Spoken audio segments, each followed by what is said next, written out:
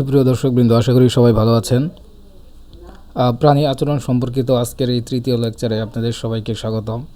আজকের এই লেকচারে আমি আপনাদের সাথে প্রাণীর আচরণের একটি গুরুত্বপূর্ণ বিষয় টেক্সিস নিয়ে বিস্তারিত আলোচনা করব।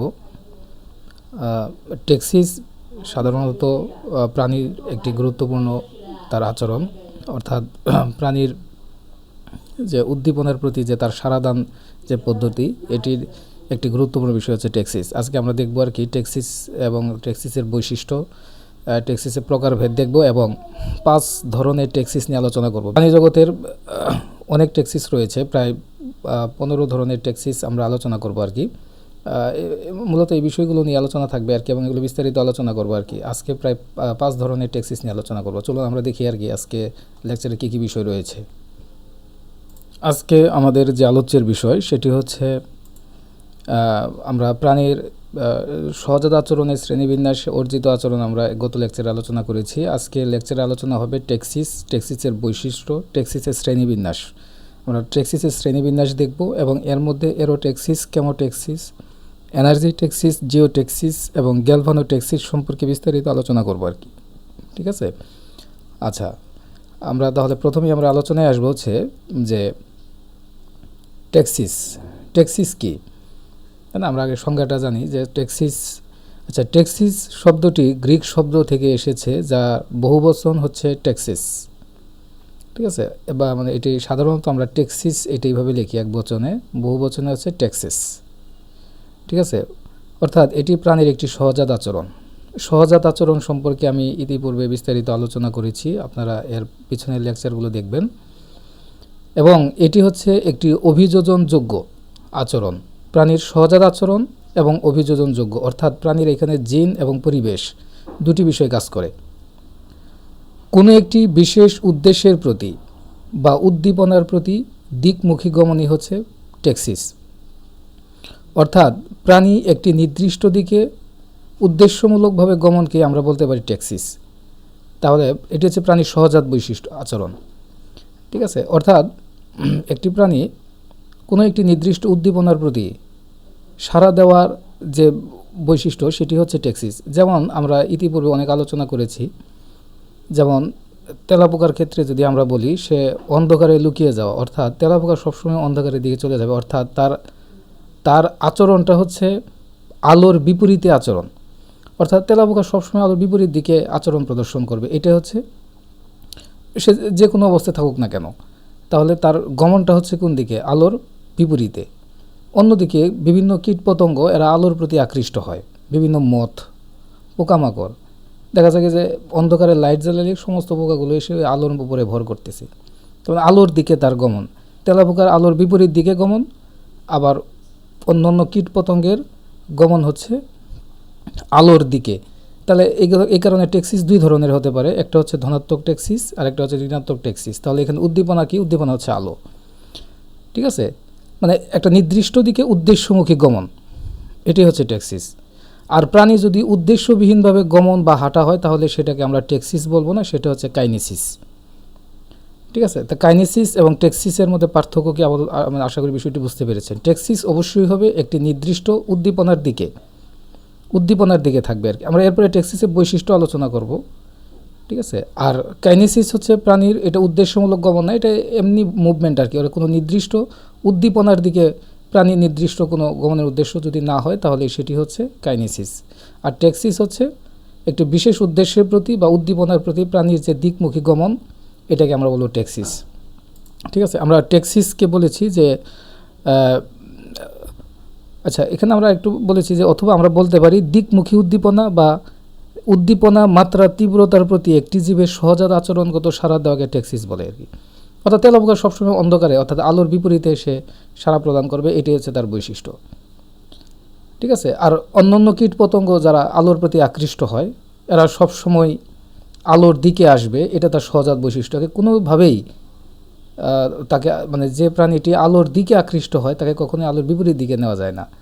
আবার যে প্রাণীটি আলোর বিপরীত দিকে আকৃষ্ট হয় তাকে কোনোদিনই আলোর দিকে নিয়ে আসা যায় না, ওটা তার জিনে সেট করা। ঠিক আছে? অর্থাৎ একটা নির্দিষ্ট উদ্দীপনা, এখানে উদ্দীপনা হচ্ছে ফটো, আলো, এটার কারণে আমরা টেক্সিসকে বিভিন্ন বিভাজন করবো, আমরা দেখবো আর কি। তো এই কারণে আমরা এখানে বলেছি যে অর্থাৎ একটা নির্দিষ্ট দিকে উদ্দেশ্যমুখী প্রাণীর গমনই হচ্ছে টেক্সিস। আশা করি বিষয়টি বুঝতে পেরেছেন। আচ্ছা, আমরা এখানে টেক্সিসের কিছু বৈশিষ্ট্য আলোচনা করব। প্রথমত আমরা এখানে টেক্সিসের বৈশিষ্ট্যের ভিতরে প্রথমে যে বিষয়টি বলেছি সেটা হচ্ছে স্থানিক দিকমুখিতা, অর্থাৎ প্রাণী একটা নির্দিষ্ট স্থানে একটা নির্দিষ্ট দিকে গমন করবে, এটা হচ্ছে টেক্সিসের প্রধান বৈশিষ্ট্য। যেমন এই যে বলছি যে আলো তার বিপরীত দিকে যাবে নাকি আলোর দিকে আসবে, এটা হচ্ছে স্থানিক দিকমুখিতা।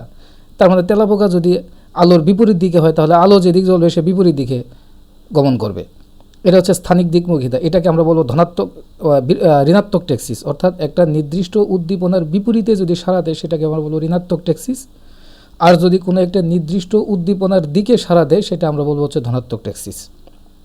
তা স্থানিক দিকমুখিতাটা হচ্ছে বিষয়টা এরকমই আর কি, যে প্রাণীটি উদ্দীপনার কোন দিকে সাড়া দেয় এটা হচ্ছে স্থানিক দিকমুখিতা। অর্থাৎ টেক্সিসের প্রধান বৈশিষ্ট্যটি আমি যেটি বলেছি সেটি হচ্ছে স্থানিক দিকমুখিতা।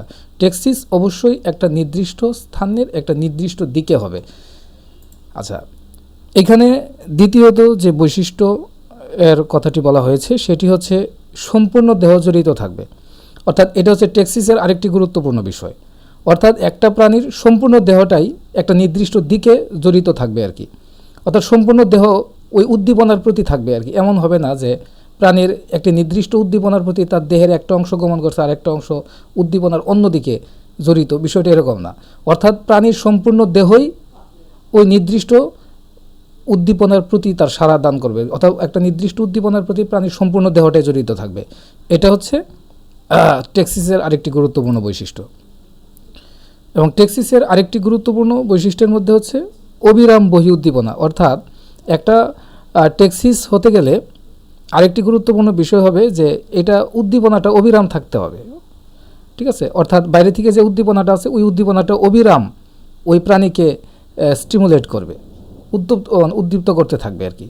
আর প্রাণী ওই যে উদ্দীপনা রয়েছে, যে উদ্দীপনার কথাটি আমি বলেছি, এটা ফটো হইতে পারে। আমরা বিভিন্ন টেক্সিস নিয়ে আলোচনা করব, সেখানে আপনারা দেখবেন যেমন এরোটেক্সিস, বাতাসের প্রতি প্রাণীর সাড়া দেওয়া, গ্যালভানোটেক্সিস, ইলেকট্রনের প্রতি প্রাণীর সাড়া দেওয়া, মানে এই বিষয়গুলো আমরা আলোচনা করব পর্যায়ক্রমে।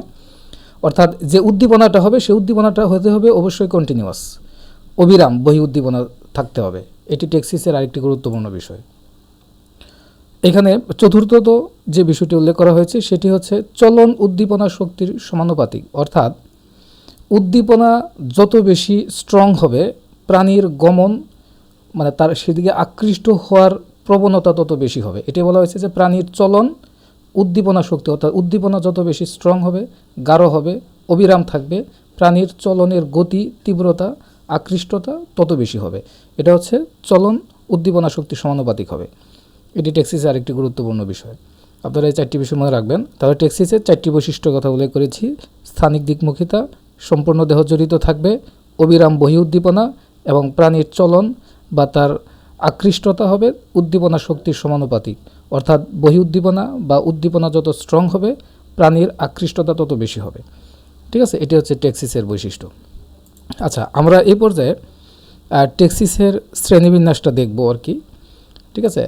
টেক্সিসকে আমরা সাধারণত তিনটা ভাগে ভাগ করব। প্রথমত হচ্ছে দেহের দিকমুখিতার ভিত্তিতে টেক্সিসের প্রকারভেদ। এরপরে আমরা দেখব হচ্ছে উদ্দীপনা উৎসের ভিত্তিতে টেক্সিসের প্রকারভেদ, ঠিক আছে। উদ্দীপনা উৎসের ভিত্তিতে টেক্সিসের শ্রেণীবিন্যাস দেখব এবং টেক্সিসের দিকমুখিতার ভিত্তিতে টেক্সিসের শ্রেণীবিন্যাস। এই তিনটি বিষয়ের উপরে ভিত্তি করে আমরা টেক্সিসের শ্রেণীবিন্যাস করব। আচ্ছা, আমরা প্রথমেই দেখি হচ্ছে দেহের দিকমুখিতার ভিত্তিতে টেক্সিস হচ্ছে দুই প্রকার। একটা হচ্ছে ধনাত্মক টেক্সিস, অর্থাৎ উদ্দীপনার দিকে যদি প্রাণীর সাড়া হয় সেটা হবে ধনাত্মক টেক্সিস, আর যদি উদ্দীপনার বিপরীত দিকে প্রাণীর চলন বা গমন হয় তাহলে সেটা হবে ঋণাত্মক টেক্সিস, ঠিক আছে। আর উদ্দীপনার উৎসের ভিত্তিতে টেক্সিসের শ্রেণীবিন্যাসটা এখানে আমরা এটাকে কয়েকটি ভাগে ভাগ করেছি। যেমন এরোটেক্সিস, ঠিক আছে। এটা উৎসটা কেমন হবে, উৎসের ধরন অনুযায়ী আর কি। যেমন এরোটেক্সিস বাতাসের প্রতি প্রাণীর উদ্দীপনা, রাসায়নিকের প্রতি প্রাণীর সাড়া দেওয়ার সিস্টেম, এনার্জি শক্তির প্রতি প্রাণীর সাড়া দেওয়ার সিস্টেম, গ্রেভিটি বা পৃথিবীর অভিকর্ষ বলের দিকে বা বিপরীত দিকে প্রাণীর সাড়া দেওয়ার যে পদ্ধতি, গ্যালভানোটেক্সিস অর্থাৎ ইলেকট্রনের প্রতি প্রাণীর সাড়া দেওয়ার যে পদ্ধতি, তারপরে ম্যাগনেটোটেক্সিস চৌম্বক ক্ষেত্র দ্বারা প্রাণীর সাড়া দেওয়ার প্রকৃতি। এগুলো কিন্তু প্রাণীর সহজাত আচরণ, ফটোটেক্সিস, আলোর প্রতি প্রাণীর সাড়া দেওয়ার। আমরা এই প্রত্যেকটা টেক্সিসই বিস্তারিত আলোচনা করব, ঠিক আছে, পর্যায়ক্রমে আর কি, ধারাবাহিকভাবে আর কি। এরপরে হচ্ছে রিওটেক্সিস, প্রাণীর স্রোতের প্রতি প্রাণীর সাড়া দেওয়ার যে পদ্ধতি। থার্মোটেক্সিস, তাপমাত্রার প্রতি প্রাণীর সাড়া দেওয়া যে পদ্ধতি, ঠিক আছে। এরপর হচ্ছে থিগমোটেক্সিস, অর্থাৎ স্পর্শকাতরতার ভিত্তিতে প্রাণীর সাড়া দেওয়ার যে পদ্ধতি, এগুলো হচ্ছে থিগমোটেক্সিস, ঠিক আছে। এগুলো হচ্ছে উদ্দীপনা উৎসের ভিত্তিতে টেক্সিসের শ্রেণীবিন্যাস গেল। আবার দিকমুখিতার ভিত্তিতে টেক্সিসের দিকমুখিতা কেমন হবে, এগুলোকে আমরা কয়েকটি ভাগে ভাগ করা হয়। যেমন আমরা প্রথমে এখানে বলেছি ক্লিনোটেক্সিস, মেনোটেক্সিস, নেমোটেক্সিস, টেলোটেক্সিস এবং ট্রোপোটেক্সিস। আমরা এগুলো সবগুলো টেক্সিস, এখানে যে টেক্সিসগুলো উল্লেখ করা হয়েছে সবগুলো নিয়ে আমরা বিস্তারিত আলোচনা করবো আর কি। আজকে আমরা এখানে 5টি বিষয়ের উপরে আলোচনা করবো শুধু টেক্সিসের: এরোটেক্সিস, কেমোটেক্সিস, এনার্জিটেক্সিস, গ্রেভিটেক্সিস এবং গ্যালভানোটেক্সিস। পরবর্তী লেকচারগুলোতে আমি এই বিষয়গুলো নিয়ে আলোচনায় আসবো আর কি, ঠিক আছে। আচ্ছা, আমরা এখানে যে বিষয়টি নিয়ে আলোচনা করব সেটি হচ্ছে টেক্সিস প্রধানত দুই ধরনের। আমরা বলছি হচ্ছে ধনাত্মক টেক্সিস এবং ঋণাত্মক টেক্সিস। আপনারা এখানে দুইটি ছবি দেখতে পাচ্ছেন, ঠিক আছে। ছবিগুলোতে আসলে কি দেখা যাচ্ছে, যে এখানে একটা মানে আলো জ্বালানো হয়েছে বা আলো জ্বলছে, কিছু মথ এসে অন্ধকার, এই 4-5টা হচ্ছে অন্ধকার, এখান থেকে তারা আলোর দিকে আসছে, এই মথগুলো আলোর দিকে আকৃষ্ট হয়েছে, তাই না? আর এখানে এটা হচ্ছে ইউগ্লেনাকে এখানে আলো ধরা হলে দেখা যায় কি সে আলোর দিকে চলে আসে, ঠিক আছে, আলোর দিকে চলে আসছে। তাহলে সেক্ষেত্রে ইউগ্লেনার গমন হচ্ছে আলোর দিকে, এর মথগুলো আলোর দিকে আসছে, ঠিক আছে। এখানে আমরা যে টেক্সিস প্রধানত দুই ধরনের বলেছিলাম, যে প্রথমত হচ্ছে ধনাত্মক টেক্সিস বা পজিটিভ টেক্সিস, আরেকটি হচ্ছে ঋণাত্মক টেক্সিস বা নেগেটিভ টেক্সিস। আচ্ছা, তা ধনাত্মক টেক্সিস হচ্ছে অর্থাৎ নির্দিষ্ট উদ্দীপনার দিকে যদি হয়। এখানে দুটি যে উদাহরণ দেওয়া হয়েছে, দুটি কিন্তু ধনাত্মক টেক্সিসের উদাহরণ। তা ধনাত্মক টেক্সিস কখন, আমি এটা তো আগে প্রথমেই বলেছি, যে যখন কোনো জীব উদ্দীপনার দিকে সাড়া দেয় তখন আমরা তাদেরকে বলবো হচ্ছে ধনাত্মক টেক্সিস, এবং জীবটি উদ্দীপনার দিকে আকৃষ্ট হয় বলে মনে করে তার দিকে যায়। যেমন এই যে এখানে দুটি যে উদাহরণ দেওয়া হয়েছে, দুটি হচ্ছে ধনাত্মক টেক্সিসের উদাহরণ। আর ঋণাত্মক টেক্সিস কখন বলবো আমরা?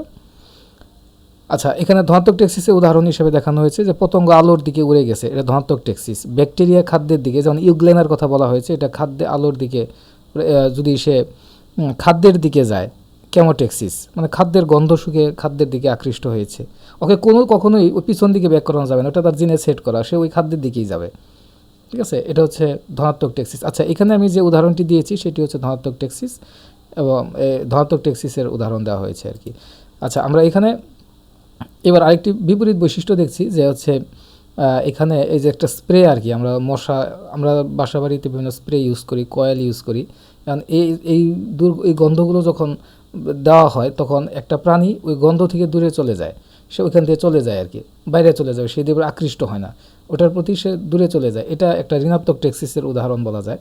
আবার তেলাপোকার উদাহরণ বলা যায় আর কি, এরকম যে আলো জ্বালানোর সাথে সাথে তেলাপোকা আলো থেকে দূরে চলে যায়, এটাও ঋণাত্মক টেক্সিস হতে পারে। এখানে ঋণাত্মক টেক্সিসের সংজ্ঞাটা বলা হয়েছে আর কি, যখন কোনো প্রাণী উদ্দীপনার বিপরীত দিকে সাড়া দেয়, অর্থাৎ উদ্দীপনা থাকে, প্রাণীর গমন হয় তার বিপরীত দিকে, তখন আমরা সেটাকে বলবো হচ্ছে ঋণাত্মক টেক্সিস, ঠিক আছে। অর্থাৎ ওই উদ্দীপনাকে সে এড়িয়ে চলার চেষ্টা করে। আমরা এই যে এখানে এই মশার কথা বলা হয়েছে, আমরা বাসা বাড়িতে স্প্রে ইউজ করি, এটা কেমিক্যালের বিপরীত দিকে, এটা কেমিক্যালের ক্ষেত্রে ঋণাত্মক টেক্সিসের উদাহরণ কথা বলতে পারি আর কি, যে তেলাপোকা অন্ধকার এড়িয়ে চলে, ঠিক আছে। আবার কিছু ব্যাকটেরিয়া আছে বিষাক্ত রাসায়নিক পদার্থ দিকে দূরে চলে যায়, এগুলো ঋণাত্মক কেমোটেক্সিসের উদাহরণ, ঠিক আছে। সহজভাবে আমরা যদি এটিকে মনে রাখি তাহলে ধনাত্মক টেক্সিস উদ্দীপনার দিকে যায়, আর ঋণাত্মক টেক্সিস উদ্দীপনা থেকে দূরে যাওয়ার যে ঘটনা, এটা হচ্ছে ঋণাত্মক টেক্সিস। আশা করি ধনাত্মক টেক্সিস কি, ঋণাত্মক টেক্সিস কি, বিষয়টি বুঝতে পেরেছেন। আচ্ছা, আমরা এই পর্যায়ে আপনারা প্রথমে কিছু ছবি দেখতে পাচ্ছেন, এখানে কিছু ব্যাকটেরিয়ার ছবি দেখানো হয়েছে। আমরা এখান থেকে দেখব হচ্ছে যে এরোটেক্সিস কি। তা এরোটেক্সিস হলো এমন একটি জৈবিক আচরণ, প্রাণীর সহজাত আচরণ, অবশ্যই সহজাত আচরণ, টেক্সিস সহজাত আচরণ, যেখানে কোনো জীব বাতাসের অক্সিজেনের মাত্রার দিকে বা তার বিপরীত দিকে চলাচল করে। এরোটেক্সিসের মধ্যে কোনো প্রাণী যদি বাতাসের দিকে আকৃষ্ট হয় আমরা তাকে বলবো হচ্ছে পজিটিভ এরোটেক্সিস, আর বাতাসের বিপরীত দিকে যদি আকৃষ্ট হয় তখন আমরা তাকে বলবো হচ্ছে ঋণাত্মক এরোটেক্সিস। অর্থাৎ এক্ষেত্রে তারা অক্সিজেনের মাত্রাকে তারা হচ্ছে ট্র্যাক করতে পারে, আইডেন্টিফাই করতে পারে। এখন একটা প্রাণী অক্সিজেনের দিকেও আকৃষ্ট হতে পারে, আবার অক্সিজেনের বিপরীত দিকে আকৃষ্ট হতে পারে, ঠিক আছে। আমরা এখানে উদাহরণ দেখবো আর কি বেশ কিছু। যেমন সহজভাবে বলা যায়, যদি জীব অক্সিজেন বেশি আছে এমন দিকে আকৃষ্ট হয়, তখন আমরা তাকে বলবো হচ্ছে পজিটিভ অ্যারোটেক্সিস। আর যদি প্রাণী অক্সিজেন কম আছে এমন দিকে আকৃষ্ট হয়, তখন আমরা তাকে বলবো হচ্ছে নেগেটিভ অ্যারোটেক্সিস। এখানে আমরা কিছু উদাহরণ আলোচনা করব, যেমন ইকোলাই ব্যাকটেরিয়ার ক্ষেত্রে। সাধারণত আমরা জানেন ইশেরিকিয়া কোলাই যে ব্যাকটেরিয়াটি রয়েছে এটি মানুষের অন্ত্রে কোলনে থাকে আর কি। এটি সাধারণত বেশি অক্সিজেনযুক্ত জায়গার দিকে চলে, মানে যদি অক্সিজেন জায়গার মধ্যে যদি অক্সিজেন বেশি থাকে তাহলে ইকোলাই ব্যাকটেরিয়া ওই দিকে আকৃষ্ট হয়। এটাকে আমরা বলতে পারি হচ্ছে এটি একটি পজিটিভ অ্যারোটেক্সিস। এবং পৃথিবীর মধ্যে কিছু কিছু অ্যানারোবিক ব্যাকটেরিয়া রয়েছে যাদের সেল রেসপিরেশনের জন্য অক্সিজেনের প্রয়োজন পড়ে না এবং তারা অক্সিজেন সহ্য করতে পারে না, ঠিক আছে। এই ধরনের, এবং এরা অক্সিজেন থেকে নিজেদেরকে দূরে সরিয়ে রাখে। এরা হচ্ছে নেগেটিভ অ্যারোটেক্সিস। আমরা এখানে কিছু ব্যাকটেরিয়ার নাম দেখানো হয়েছে, যেমন ঋণাত্মক অ্যারোটেক্সিস বা অক্সিজেনকে এড়িয়ে চলে এই ধরনের কিছু ব্যাকটেরিয়া, যেমন হচ্ছে ক্লোস্ট্রিডিয়াম বোটুলিনাম, ঠিক আছে, বোটুলিজম রোগের সৃষ্টিকারী যে ব্যাকটেরিয়া, এবং ক্লোস্ট্রিডিয়াম টিটেনাস রোগ যে রয়েছে, ক্লোস্ট্রিডিয়াম পারফ্রিগেন্স যে রয়েছে, এরপর হচ্ছে ব্যাকটেরিয়াডিস ফ্রেগিলিস। হ্যাঁ, মানে এই যে ব্যাকটেরিয়াগুলো এখানে মানে দেওয়া হয়েছে, এগুলো আপনারা মনে রাখবেন, ঠিক আছে। যারা অনার্সের স্টুডেন্ট রয়েছেন তারা এই বিষয়গুলো মনে রাখবেন, ঠিক আছে। এই ব্যাকটেরিয়া হচ্ছে অ্যানারোবিক ব্যাকটেরিয়া, অর্থাৎ এই সমস্ত ব্যাকটেরিয়া সেল রেসপিরেশনের জন্য অক্সিজেনের প্রয়োজন হয় না এবং তারা অক্সিজেন সহ্য করতে পারে না। এই কারণে তাদের চলন বা দিকমুখিতা থাকে সবসময় অক্সিজেনের বিপরীত দিকে। পক্ষান্তরে ইকোলাই ব্যাকটেরিয়ার আকৃষ্টতা থাকে সবসময় হচ্ছে অক্সিজেনের দিকে, অর্থাৎ যে সমস্ত জায়গায় প্রচুর অক্সিজেন থাকে তারা সেই অঞ্চলের দিকে চলে আসে, ঠিক আছে। তাহলে অ্যারোটেক্সিস, আশা করি বিষয়টি বুঝতে পেরেছেন। আচ্ছা, আমরা পরবর্তীতে এখন এখানে যে টেক্সিস নিয়ে আলোচনা করব, আপনারা এখানে একটি ছবি দেখতে পাচ্ছেন যে কিছু কিছু পিঁপড়া তারা হচ্ছে চলাচল করতেছে আর কি, এবং তাদের নিজেদের মধ্যে একটি যোগাযোগ রক্ষা করতেছে। এখন এই পিঁপড়াগুলো আসলে যোগাযোগ রক্ষা করে কিসের মাধ্যমে? আমরা জানি পিঁপড়ারা এক ধরনের হরমোন নিঃসরণ করে, কেমিক্যাল নিঃসরণ করে, যেটাকে আমরা বলি ফেরোমন। এই ফেরোমনের মাধ্যমে কিন্তু এক পিঁপড়া আরেক পিঁপড়ার সন্ধান বুঝতে পারে, তারা ওইদিকে আকৃষ্ট হয়। পিঁপড়ারা যখন চলাচল করে তারা তাদের যে পথ রয়, মানে পাথেয় অঞ্চলে তারা ফেরোমন নিঃসরণ করে যায়, যাতে তার গোত্রের পিঁপড়ারা ওই ফেরোমনকে অনুসরণ করে ওই পিঁপড়া মানে কোন দিকে গিয়েছে সেই বিষয়টিকে তারা ট্র্যাক করতে পারে, আইডেন্টিফাই করতে পারে, তারা এইভাবে চলাচল করে, ঠিক আছে। আমরা এখানে যে ছবিটি দেখিয়েছি এটি মূলত একটি কেমিক্যাল টেক্সিসের উদাহরণ আর কি। আমরা এখন যে বিষয়টি নিয়ে আলোচনা করব এটি হচ্ছে কেমোটেক্সিস। অর্থাৎ কেমোটেক্সিস হলো এমন একটি জৈবিক প্রক্রিয়া যেখানে কোনো জীব বা কোষ রাসায়নিক পদার্থের প্রভাবে নির্দিষ্ট দিকে আকৃষ্ট হয়। ওই যে আমরা বলছি ফেরোমনকে অনুসরণ করে পিঁপড়ারা চলাচল করে, তারা নিজেদের মধ্যে যোগাযোগ রক্ষা করে, কানেক্টিভিটি রক্ষা করে। তা ফেরোমন হচ্ছে ওয়ান কাইন্ড অফ কেমিক্যাল, ঠিক আছে। তাহলে এটা হচ্ছে কেমোটেক্সিসের একটি উদাহরণ, ঠিক আছে। অর্থাৎ জীবটি এমন দিকে যায় যেখানে কোনো উপকারী রাসায়নিক বেশি রয়েছে, যেমন এই যে ফেরোমনের মাধ্যমে, যেটার মাধ্যমে তাদের মধ্যে যোগাযোগ রক্ষা হয় এবং ক্ষতিকর রাসায়নিক থেকে দূরে সরে যায়। তাহলে এখন কেমিক্যালের দিকে যদি আকৃষ্টতা থাকে তাহলে আমরা এটাকে বলবো হচ্ছে পজিটিভ কেমোটেক্সিস, আর কেমিক্যালের বিপরীত দিকে যদি তার আকৃষ্টতা থাকে তাহলে আমরা সেটা বলবো হচ্ছে নেগেটিভ বা ঋণাত্মক কেমোটেক্সিস, অর্থাৎ কেমিক্যাল থেকে যদি নিজেকে দূরে সরিয়ে দেয়, ঠিক আছে। এখানে আমরা বেশ কিছু উদাহরণ দিয়েছি পজিটিভ কেমোটেক্সিস এবং নেগেটিভ কেমোটেক্সিসের ক্ষেত্রে আর কি। যেমন ইকোলাই ব্যাকটেরিয়ার ক্ষেত্রে আমরা এখানে বলেছি যে ইকোলাই ব্যাকটেরিয়া কিন্তু এমন কেমিক্যালের দিকে এগিয়ে যাবে যেখানে মানে তার উপকারী দ্রব্যাদি রয়েছে এবং এটা তার সহজাত আচরণ। যেমন গ্লুকোজের প্রতি ইকোলাই ব্যাকটেরিয়ার আকৃষ্টতা, অর্থাৎ শরীরের যে অংশে গ্লুকোজের পরিমাণ বেশি থাকবে যেখানে ইকোলাই ব্যাকটেরিয়া ওইদিকে যে জমা হবে আর কি, মানে ওই গ্লুকোজের প্রতি, glucose one kind of chemical, biochemical, ঠিক আছে, এবং তার দিকে যে আকৃষ্টতা সেটা হচ্ছে পজিটিভ কেমোটেক্সিস, ঠিক আছে। আর অন্যদিকে শ্বেতরক্তকণিকার উদাহরণ দেওয়া হয়েছে আর কি। আপনারা জানেন মানুষের যে হোয়াইট ব্লাড সেল, ঠিক আছে, এই হোয়াইট ব্লাড সেলের ক্ষেত্রে কিন্তু সাধারণত এই যে শরীরের সংক্রমণ হলে তারা জীবাণুর নির্গত রাসায়নিকের দিকে এগিয়ে যাতে তারা জীবাণুকে ধ্বংস করতে পারে। এখন কিছু বিষাক্ত রাসায়নিক থেকে দূরে সরে যায়, এটি নেগেটিভ কেমোটেক্সিসের উদাহরণ হতে পারে আর কি, ঠিক আছে। যেন আমরা যে বিভিন্ন ধরনের মেডিসিন শরীরে প্রয়োগ করি আর কি, ঠিক আছে, এবং এই মেডিসিনগুলো কী করে, অ্যান্টিবডিগুলো কী করে, যে বিভিন্ন ব্যাকটেরিয়া ভাইরাসকে শরীর থেকে বের করে দেওয়ার জন্য, এবং তাদের আকৃষ্টতা থাকে ওগুলোর বিপরীত দিকে, ঠিক আছে। এটাকে আমরা নেগেটিভ কেমোটেক্সিস বলতে পারি আর কি। অর্থাৎ সহজভাবে যদি আমরা বলি কেমিক্যালের প্রতি প্রাণীর আকৃষ্টতা সেটা হচ্ছে ধনাত্মক কেমোটেক্সিস, এবং কেমিক্যালের বিপরীত দিকে যে প্রাণীর আকৃষ্টতা সেটা হচ্ছে ঋণাত্মক কেমোটেক্সিস। ঋণাত্মক কেমোটেক্সিসের উদাহরণ কিন্তু আমরা এর আগের স্লাইডে আপনাদের দেখিয়েছি। আপনারা সেখানে দেখেছেন যে আমরা ওই যে স্প্রের কথা বলেছিলাম আর কি, যে একটা স্প্রে যদি আমরা হচ্ছে বাড়িতে আমরা যে স্প্রে ইউজ করি, মশা কিন্তু এই স্প্রে থেকে পালিয়ে যায়। ঠিক আছে, তার মানে হচ্ছে আমরা যে স্প্রের মধ্যে যে কেমিক্যাল ইউজ করি, এই কেমিক্যালের বিপরীত দিকে কিন্তু তার মুভমেন্ট আমরা লক্ষ্য করি। এটাকে আমরা বলতে পারি হচ্ছে ঋণাত্মক কেমোটেক্সিস। আপনারা এই উদাহরণটাও ব্যবহার করতে পারেন। ঠিক আছে, আচ্ছা, আমরা এরপরে পরবর্তী পর্যায়ে যেটা দেখব সেটা হচ্ছে, এখানে আপনারা একটি ছবি দেখতে পাচ্ছেন। ছবিটি হচ্ছে এটা এনার্জি কেমোটেক্সিস, অর্থাৎ এনার্জি এনার্জি হচ্ছে কি, যে শক্তি উৎপাদনের জন্য যে প্রয়োজনীয় সামগ্রী যেখানে এটা হয়, যেমন অক্সিজেনের ক্ষেত্রে আমরা বলতে পারি অক্সিজেন মানুষের শক্তি উৎপাদনের অন্যতম একটি হাতিয়ার। অক্সিজেনের প্রতি আকৃষ্টতাও এটা বলা যাচ্ছে এনার্জি কেমোটেক্সিসের ক্ষেত্রে। আচ্ছা, আমরা এখানে কি বলেছি সেটা দেখি। মানে এনার্জি কেমোটেক্সিস হলো এমন একটি জৈবিক প্রক্রিয়া যেখানে কোনো জীব বা কোষ নিজের শক্তি উৎপাদনের জন্য সবচেয়ে উপযোগী পরিবেশ তার দিকে চলাচল করে। এটাকে আমরা বলছি এনার্জিটেক্সিস। এখানে জীব সরাসরি কোনো নির্দিষ্ট রাসায়নিক বা আলোকে নয়, বরং সে তার শক্তি উৎপাদনের জন্য মানে যেখানে আঞ্জাম বেশি সে সেদিকে আকৃষ্ট হবে। এটাকে আমরা বলছি এনার্জিটেক্সিস। আচ্ছা, এনার্জিটেক্সিসকে এখানে জীবটি এমন পরিবেশ খুঁজে নেয় যেখানে তার মেটাবলিজম বা শক্তি উৎপাদন সবচেয়ে বেশি ভালো হবে, সেদিকে সে আকৃষ্টতা হবে। এটা হচ্ছে এনার্জিটেক্সিস। ঠিক আছে, এখানে উদাহরণ হিসাবে আমরা যেটা বলেছি সেটা হচ্ছে যে রোডোব্যাক্টার স্পেরয়েডিস, মানে যে ব্যাকটেরিয়াটি রয়েছে এটা ফটোসিনথেটিক ব্যাকটেরিয়া। এখানে যে ব্যাকটেরিয়ার ছবিটা দেখানো হয়েছে আর কি, মানে এটি এমন এক জায়গার দিকে যায় যেখানে আলো এবং অক্সিজেনের মাত্রা এমন থাকে যে শক্তি উৎপাদনের জন্য সবচেয়ে বেশি সে সেখান থেকে অক্সিজেন এবং খাদ্য গ্রহণ করতে পারে আর কি। ঠিক আছে, অর্থাৎ এখানে দুইটা কাজ একসাথে করে, তো ফটোসিনথেসিস এবং রেসপিরেশনের জন্য সবচেয়ে ভালো উপযোগী যে পরিবেশ সে সবসময় ওইদিকে আকৃষ্ট হবে। এটাকে আমরা এনার্জিটেক্সিস বলতে পারি আর কি। ঠিক আছে, আবার এই যে বেসিলাস সাবটিলিস নামক যে ব্যাকটেরিয়া রয়েছে, এটা মাটিতে থাকা এই ব্যাকটেরিয়া এমন পরিবেশের দিকে যায় যেখানে পুষ্টি অক্সিজেনের সমন্বয়ে মেটাবলিজম ভালো চলতে পারে। ঠিক আছে, এতে তাদের শক্তি উৎপাদন সবচেয়ে ভালো হয়।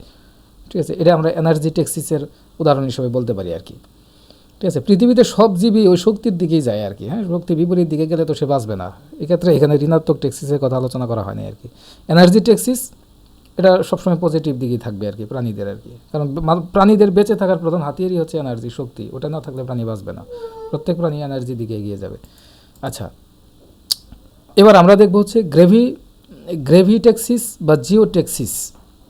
আচ্ছা, গ্রেভিটেক্সিস বা জিওটেক্সিস হলো এমন এক ধরনের জৈবিক প্রক্রিয়া যেখানে কোনো একটি জীব মধ্যাকর্ষণ শক্তির প্রভাবে নির্দিষ্ট দিকে চলাচল করে, অর্থাৎ পৃথিবীর যে আকর্ষণ শক্তির দিকে চলাচল করে। এটা দুই ধরনের হতে পারে, একটা ধনাত্মক হতে পারে, ঋণাত্মক হতে পারে। কিছু কিছু প্রাণী রয়েছে এরা পৃথিবীর যে মধ্যাকর্ষণ শক্তির দিকে আকৃষ্ট হয়, আবার কিছু কিছু প্রাণী রয়েছে তার বিপরীত দিকে আকৃষ্ট হয়। এগুলোকে আমরা, অর্থাৎ এখানে যদি পৃথিবীর মধ্যাকর্ষণ শক্তি জড়িত থাকে কোনো প্রাণীর দিকমুখিতার ক্ষেত্রে, তাহলে আমরা এটাকে বলবো হচ্ছে গ্রেভিটেক্সিস বা জিওটেক্সিস। ঠিক আছে, তাহলে এটা পজিটিভ জিওটেক্সিস কোনটা, অর্থাৎ জীব মধ্যাকর্ষণ শক্তির দিকে চলবে, আর নেগেটিভ হচ্ছে যদি বিপরীত দিকে চলে মধ্যাকর্ষণ শক্তির। এটারও অসংখ্য উদাহরণ রয়েছে, আমরা প্রকৃতিতে দেখতে পাই। যেমন আমরা যদি ককরোচের ক্ষেত্রে বলি, ঠিক আছে, এটা সাধারণত নিচের দিকে মাটি গর্ত করে, মাটির নিচের দিকে গর্ত করে চলে। এটাকে আমরা পৃথিবীর আকর্ষণ মানে মধ্যাকর্ষণ শক্তির দিকে সে গর্ত করে। এটাকে আমরা পজিটিভ জিওটেক্সিস বলতে পারি। আরেকটি সুন্দর উদাহরণ দেখানো হয়েছে, এটা হচ্ছে উদ্ভিদের শিকড়, রুট। উদ্ভিদের শিকড় সবসময় কি হয়, মাটির নিচের দিকে যায়, এটা মধ্যাকর্ষণ শক্তির দিকে চলে। ঠিক আছে, এটা উদ্ভিদের সহজাত বৈশিষ্ট্য। তার উদ্ভিদের রুট সবসময় নিচের দিকে চলে কিন্তু কাণ্ড উপরের দিকে উঠে। ঠিক আছে, তাহলে এখানে কিন্তু দুই ধরনের ধনাত্মক এবং ঋণাত্মক টেক্সিসের কথা এখানে মানে চলে আসে। একটা উদ্ভিদের মূল যখন, মূল মানে হচ্ছে শিকড়, গাছের শিকড় আপনারা জানেন, মূল কোন দিকে যায়, মাটির নিচের দিকে যায়। ওকে, মাটির উপরের দিকে উঠে কখনো ওঠে না। কিছু কিছু উদ্ভিদের ক্ষেত্রে, ম্যানগ্রোভ ফরেস্টের উদ্ভিদের ক্ষেত্রে হয়তো কিছু কিছু মূল ডাইরেক্ট মূল ওঠে না, মূল থেকে ঠেস মূল বের হয় ওইটা। ঠিক আছে, কিন্তু মূল সাধারণত উদ্ভিদের মাটির নিচের দিকে যায়, অর্থাৎ অভিকর্ষণ পৃথিবীর মধ্যাকর্ষণ শক্তির দিকে থাকে। কিন্তু উদ্ভিদের কাণ্ড কী হয়, মাটি ভেদ করে উপরের দিকে উঠতে থাকে। এটাকে আমরা ধনাত্মক ঋণাত্মক জিওটেক্সিসের কথা বলতে পারি আর কি। আচ্ছা, এই যে আমি এখানে একটি ছবি সংযুক্ত করেছি, মূল সবসময় মাটির নিচের দিকে যাবে। ঠিক আছে, এই যে এখানে আবার আরেকটি ঋণাত্মক টেক্সিসের কেমোটেক্সিসের ক্ষেত্রে, ঋণাত্মক জিওটেক্সিসের ক্ষেত্রে বলা হয়েছে যে অনেক পোকামাকড় রয়েছে, বোতলের মুখ খুললে বা এরা উপরে লার্ভাগুলো উপরের দিকে উঠে আসে। ঠিক আছে, এই ধরনের টেক্সিস হচ্ছে মানে এদের লার্ভাগুলো সবসময় উপরের দিকে ওঠে, এরা উড়বে সবসময় মধ্যাকর্ষণ শক্তির বিপরীত দিকে। এই যে উদ্ভিদের কাণ্ড যেভাবে উপরের দিকে যায়, ওই লার্ভাগুলো সবসময় উড়ে মধ্যাকর্ষণ শক্তির বিপরীত দিকে উপরের দিকে উঠতে থাকে। ঠিক আছে, এটাকে আমরা হচ্ছে ঋণাত্মক জিওটেক্সিস বলতে পারি আর কি।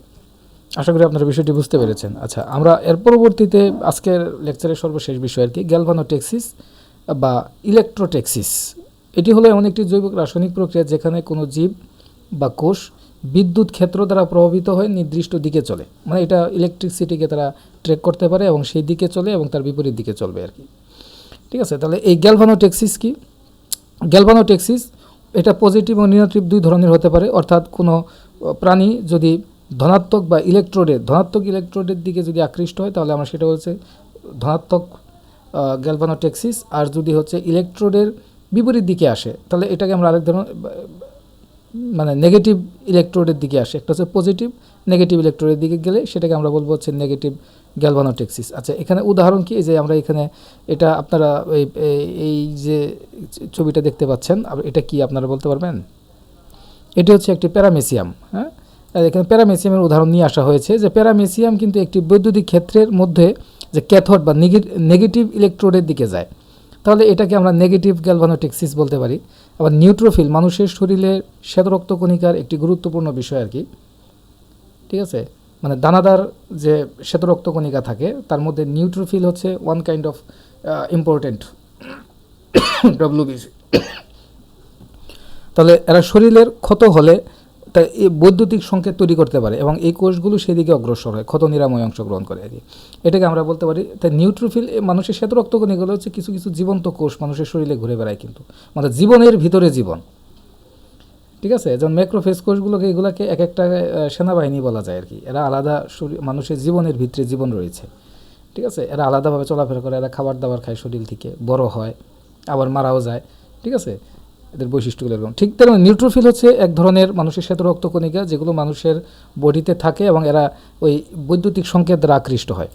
ঠিক আছে, এই যে আমরা নিউট্রোফিলের এখানে কিছু ছবি দিয়েছি আর কি, আপনারা দেখতে পাচ্ছেন। এই ছবিগুলো এই বিভিন্ন ক্ষত, মানুষের শরীরে যখন ক্ষত হয় ব্যাকটেরিয়া ভাইরাস, এর বিভিন্ন ইলেকট্রোডের মাধ্যমে এরা কিন্তু এই ওই দিকে অগ্রসর হয়, ওদের নির্দিষ্ট দিকে অগ্রসর হয়। এগুলোকে আমরা বলছি কি গ্যালভানোটেক্সিস। ঠিক আছে, যাই হোক কি, আশা করি আপনার বিষয়টি বুঝতে পেরেছেন। প্রাণী আচরণ সম্পর্কিত আজকে আমি বেশ কয়েকটি বিষয় নিয়ে আলোচনা করেছি টেক্সিসের। আমরা পরবর্তী লেকচারে আরও কিছু টেক্সিসের বৈশিষ্ট্যগুলো নিয়ে আলোচনা করব আপনাদের সামনে। আজকের পুরো লেকচার যদি আমি আপনাদের সাথে ছিলাম, আমি মোহাম্মদ জাহাঙ্গীর হাসান, প্রভাষক হিসাবে রয়েছি প্রাণীবিদ্যা বিভাগ, সরকারি আশেক মাহমুদ কলেজ, জামালপুরে রয়েছে। যাই হোক আজকে এই পর্যন্তই। আমরা পরবর্তীতে টেক্সিসের আরও বেশ কিছু আলোচনা নিয়ে পরবর্তী লেকচারে আপনাদের সাথে হাজির হব। ততদিন ভালো থাকবেন, দেখার আমন্ত্রণ জানিয়ে আজকে এখানে শেষ করছি। আল্লাহ হাফেজ।